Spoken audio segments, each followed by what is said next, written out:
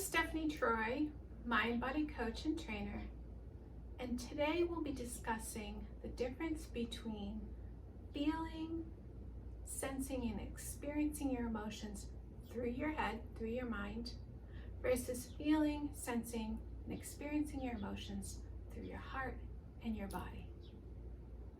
So what does that even mean?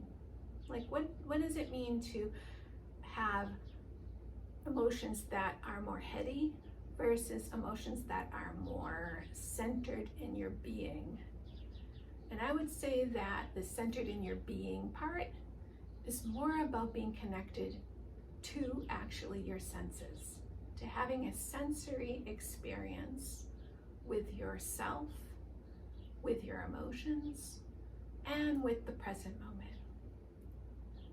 So a lot of times we can talk to people about our emotions, whether it's a therapist, a coach, a loved one, a friend, and we can talk about it in a way where we're creating the narrative, the story about what happened. Like, oh, the other day, this happened, and I was feeling this way, and oh my gosh, and then this happened, da da da da.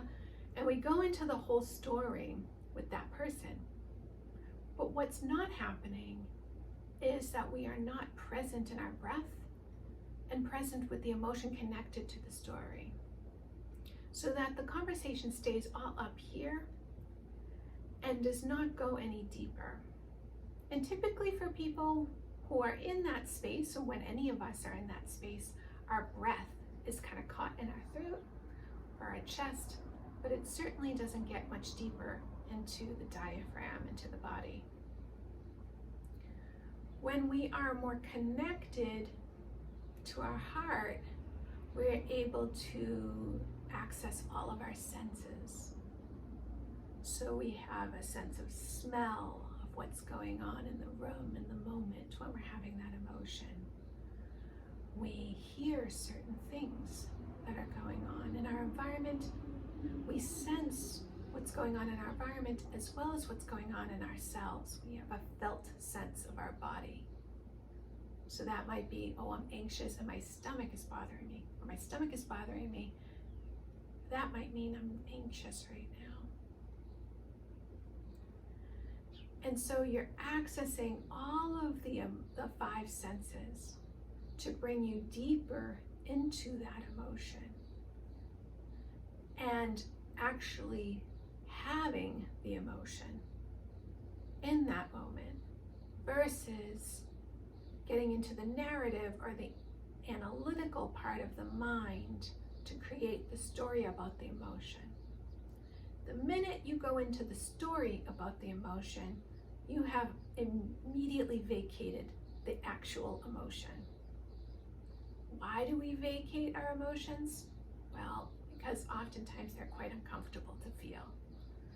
So pleasurable emotions, we want to ride those till the cows come home. But feelings like disappointment, sadness, humiliation, embarrassment, we don't really want to feel those feelings. They kind of feel ucky. So we can immediately vacate through a variety of different ways. Sometimes people vacate through the mind. We can vacate through scrolling on the phone, through having a drink, smoking weed, turning on the television, watching Netflix. Eating is a big one for a lot of people. And so in order to have your emotions in a way that is cathartic, so that they're not sitting stuck inside of you, you have to be able to be with them, feel them in a sensory-oriented way. So I will use being with art as an example.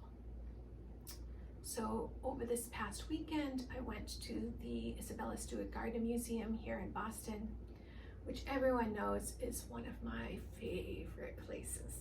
It's a special place for me. When I go there, I am whisked away into another world. And when I walk into the courtyard, which you can see here, I feel immediately drawn in by all of the beauty that's around me. and immediately I'm taken on a carpet ride away from all of my stressors and concerns.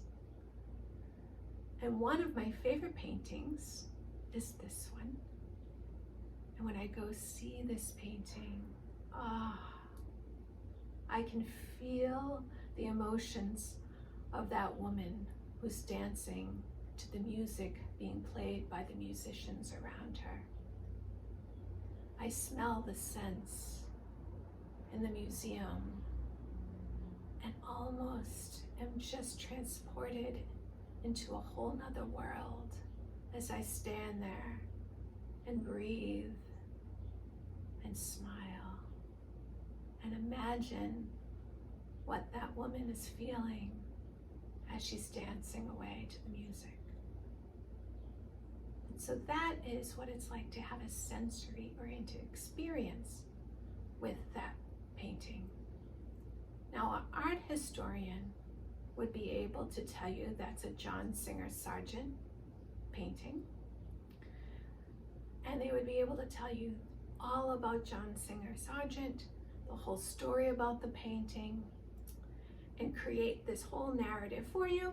But if they're not in their senses when they're looking at the painting, they won't be able to tell you what it feels like to be with the painting. So you can use that as an example, as a metaphor, but what it's like to be in your body with your emotions and be able to share on a heart-to-heart level with another human being versus experiencing your emotions and your life through your head, disconnected from the rest of your being.